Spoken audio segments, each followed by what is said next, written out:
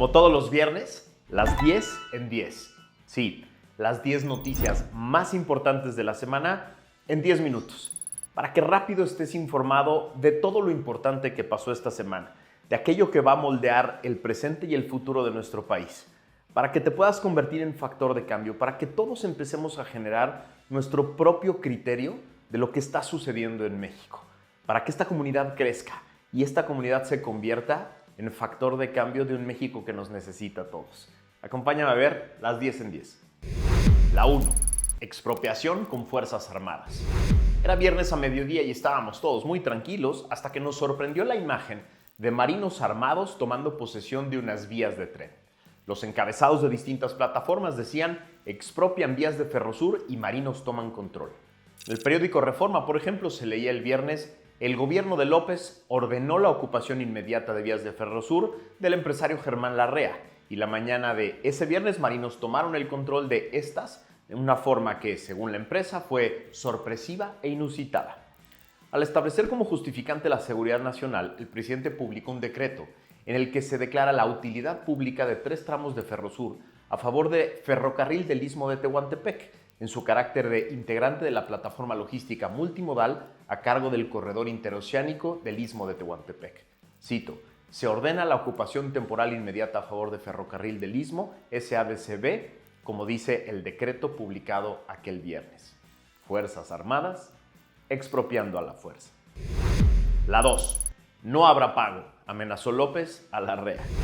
Después de la sorpresa de ver a la Marina arrebatando a la fuerza una concesión, nos enteramos de que el dueño de Grupo México, Germán Larrea, tenía rato negociando con el gobierno. Los trascendidos hablaban de que el empresario pedía 9,000 millones de pesos y el gobierno estaba dispuesto a pagar 7,000 millones. Pero en su homilía mañanera del miércoles, López descartó la posibilidad de un acuerdo monetario con el empresario Germán Larrea para la recuperación de esta concesión. Cito: no hay precio, no hay dinero en efectivo, no, hay que ver el derecho de paso, sostuvo López. No obstante, López dijo que su gobierno estaría dispuesto a ampliar las concesiones a Grupo México que estén a punto de terminar si acepta la reestructura de su concesión en el sureste del país. Es decir, la expropiación, que no es expropiación, pero sí es expropiación, fue un burdo manotazo en la mesa para someter al grupo empresarial a negociar con una bota de marino en el cuello. ¿Ya tomaron nota los demás empresarios de México? ¿Ya entendieron de qué se trata este juego con el gobierno? Más les vale que empiecen a poner sus barbas a remojar. La 3. El gobierno espía a su propio subsecretario. Alejandro Encinas, subsecretario de Derechos Humanos, Población y Migración de la Secretaría de Gobernación, fue espiado con el software Pegasus, mientras investigaba los abusos del Ejército Nacional, de acuerdo con un reportaje de The New York Times. El medio estadounidense señala que la información fue dada a conocer por 4 personas que hablaron con él sobre el ataque y un análisis forense independiente que confirmó el hackeo. Este sería el primer caso conocido de un funcionario supuestamente cercano a López, de alto rango en el gobierno, que es vigilado por Pegasus. Encinas era uno de los muy pocos hombres de izquierda con una carrera propia que le daban algo de credibilidad al obradorato como gobierno de izquierda.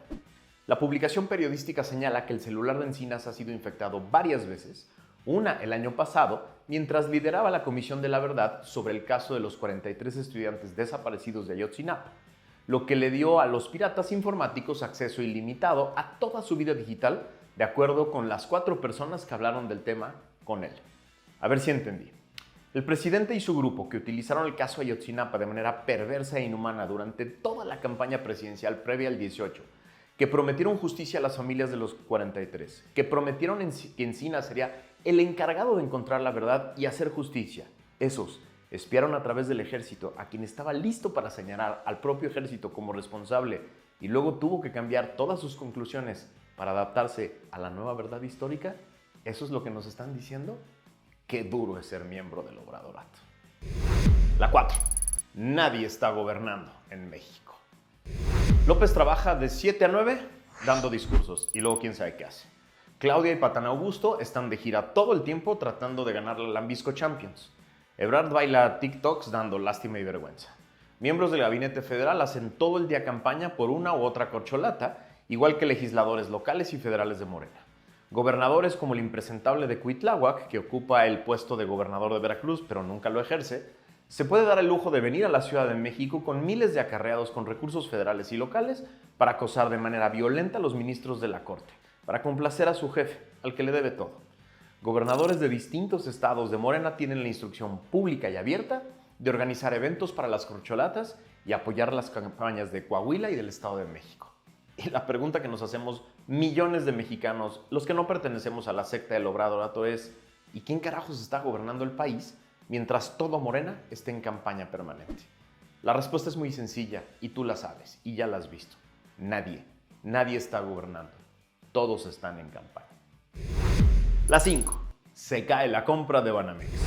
Citigroup anunció que abandonó su intento de vender Banamex y en lugar de eso hará una oferta pública inicial, una OPI, en la bolsa para su unidad mexicana hasta 2025, sí, cuando se vaya López. La directora general del banco estadounidense, Jen Fraser, dijo en un comunicado: concluimos que el camino óptimo para maximizar el valor de Banamex para nuestros accionistas y avanzar en nuestro objetivo de simplificar nuestra empresa es pasar de nuestro enfoque de doble camino para centrarnos únicamente en una oferta pública inicial del negocio. El conglomerado Grupo México del empresario Germán Larrea había estado en conversaciones para comprar Citibanamex, pero se desistieron después de lo ocurrido esta semana. Es decir, no hay certidumbre de que no habrá nuevas sorpresas como la expropiación de nuestras concesiones ferroviarias en manos del ejército, parece decir Grupo México. La 6. López quiere su banco y el del bienestar. En la homilía mañanera de hoy, López dijo, cito: decirles que no descarto, el asunto es nada más el tiempo. No descarto que podamos hacer una solicitud para tener un banco. Podemos cumplir con todos los requisitos. Ya todas las operaciones se hacen por aplicaciones. Ya no hacen falta las ventanillas. Cierro cita. ¿Para tener un banco? Pues ¿qué no tienen ya uno? A menos de que esto sea la confesión expresa de que el Banco del Bienestar ni es banco, ni es del bienestar, ni funciona. Tenemos rato diciendo aquí en Factor Kaiser que todo en torno al Banco del Bienestar apesta. Apesta fraude, apesta despilfarro inútil de dinero, apesta lavado de dinero, apesta a ventanillas para regalar dinero en efectivo para comprar votos. La confesión de hoy nos deja ver que ese olor fétido que despide el Banco del Bienestar ya le llegó al propio creador de este. La 7. Los desastres y abusos del trenecito destructor. Ningún gobierno serio empezaría a construir un tren si no es dueño de todos los terrenos por donde va a pasar ese tren. Porque si empieza antes, luego tiene que hacer locuras para acabarlo. Bueno, el Obradorato no es un gobierno serio. En un reportaje del periódico Reforma del miércoles pasado, nos enteramos de que, a decretazos, con expropiaciones y con el argumento de seguridad nacional, el gobierno federal ha ocupado más de 2,000 hectáreas de terrenos, inmuebles o parcelas privadas para la construcción de su trenecito que le dice Maya. Este gobierno ha recurrido a 27 decretos y declaraciones de utilidad pública para abrirse camino. De ellos, 14 fueron expropiaciones para ocupar un total de 653 hectáreas y emitió otras 13 declaraciones de utilidad pública para tomar 1,385 hectáreas, para un total de 2,038 transferidas al proyecto férreo. La mayoría de esas propiedades privadas ya ocupadas por el trenecito, ubicadas en Quintana Roo y en Campeche.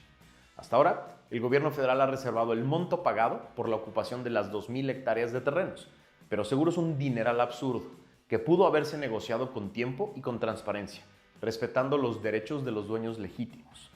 Estoy seguro que pronto nos vamos a enterar de la porquería que es este proyecto. La 8. Se suman 51 expropiaciones más. ¿Qué creen? Nos quedamos cortos con la nota del miércoles pasado sobre las expropiaciones provocadas por el desastre del trenecito destructor de la selva. En una nota del portal Animal Político de hoy, nos enteramos de que el gobierno federal expropió 51 inmuebles más de propiedad privada en municipios del estado de Yucatán y Quintana Roo, que serán destinadas a la construcción de obras de infraestructura relacionadas con el trenecito destructor. En la edición de este jueves, en el Diario Oficial de la Federación, se informa que se declararon de utilidad pública 242,000 metros cuadrados, correspondientes a 51 inmuebles más de propiedad privada, en los municipios de Sutzal, Cantunil, Tinmún, Guayama, Valladolid, Chemax, en Yucatán, y en los municipios de Lázaro Cárdenas y Puerto Morelos, en Quintana Roo. Detalla que conforme el dictamen técnico elaborado por la Fonatur, los inmuebles que se señalan en la declaratoria son apropiados e idóneos para la construcción y el funcionamiento del Tren Maya, por lo que resulta necesario expropiar los inmuebles de propiedad privada localizados en la superficie del tramo 4. El gobierno que no expropia, devastando la selva y el concepto de propiedad privada para que el aspirante a tirano pueda un día cortar un listón y tomarse la foto con su caprichito del Tren Maya. Lo que tenemos que vivir. La 9. El costo económico del abuso impune del poder. A ver, tenemos que entender todos cómo impacta a la economía el abuso impune de poder y la corrupción impune. Le decimos abuso de poder a la acción de una autoridad que va más allá de lo que la Constitución y la ley le permiten. En un Estado democrático, el propio diseño institucional establece mecanismos para detectar, denunciar y contener el abuso de poder para que éste no suceda o tenga consecuencias jurídicas cuando sucede. Le decimos corrupción, por otro lado, a la utilización del poder público para beneficio personal, en lugar de para beneficio público. En un Estado democrático se establecen herramientas para prevenir, detectar, denunciar, investigar y sancionar la corrupción. La impunidad pactada se le dice al acuerdo que implica no asignar consecuencias al abuso de poder o a la corrupción con algún pretexto político, social o ideológico. Cuando el abuso de poder y la corrupción quedan sistemáticamente impunes, se genera la idea de que las reglas no son iguales para todos, no son predecibles, no están firmes y dependen de elementos subjetivos como las voluntades personales o los ciclos políticos. En un país como México hoy, en el que la impunidad está asegurada para todos aquellos que le rindan culto al líder, lo que reina es la incertidumbre y esta genera desconfianza. Y la confianza es el elemento más importante para hacer negocios, para hacer proyectos, obras de mediano y largo plazo, que requieren montos altos de inversión, capacidad y tecnología. Es perfectamente demostrable que la inversión de largo plazo, el desarrollo y el dinamismo de la economía es mucho mayor en los países con altos niveles de seguridad jurídica y confianza en el Estado, que atacan eficazmente la corrupción y el abuso de poder que en aquellos que las permiten, como en México. La 10. Es oficial. El Obradorato es el sexenio más violento de la historia. Felicidades a los miembros del Obradorato. Tal como ustedes lo prometieron, ya hicieron historia. A partir de hoy, este sexenio es oficialmente el sexenio más violento de la historia y falta más de un año para que termine. De acuerdo con un análisis basado en cifras del INEGI, del Secretariado Ejecutivo del Sistema Nacional de Seguridad Pública y del reporte diario de la Secretaría de Seguridad y Protección Ciudadana, en lo que va del gobierno de López, ya se superó el número de homicidios dolosos que se registraron en el periodo de su antecesor, el cual ostentaba el récord. Es decir, con cifras oficiales de homicidios dolosos, que ya platicamos aquí que bien pueden estar manipuladas a la baja, según la organización Causa en Común, los 156.136 homicidios registrados hasta hoy en el sexenio de López superan ya oficialmente los 156.066 de todo el sexenio de Peña y superan por mucho los 120.000 de todo el sexenio de Calderón. Así, a partir de hoy, cada día que pase, de aquí hasta que acabe el sexenio, el gobierno de López impondrá un nuevo récord diario de homicidios dolosos que esperemos sea insuperable. Al paso que va, podría superar los 200.000 homicidios en un sexenio. Felicidades, hicieron historia. Estas son las 10 noticias más importantes de esta semana. Las 10 que moldearon el contexto actual, pero que van a tener impacto sí o sí en lo que viene en los próximos meses y en lo que viene de aquí al 24. Por eso es muy importante que las comprendas, que las enlaces con otras noticias que hemos platicado en este programa y que me ayudes a compartirlas para que todo el mundo empiece a formar su propio criterio, que no les impongan opiniones y criterios de otras personas, para que cada quien se convierta en factor de cambio, para que cada quien tenga claro cuáles son las responsabilidades de todos los que hoy están tomando decisiones que nos impactan a ti y a mí. Gracias por haberme acompañado esta semana. Nos vemos la que sigue.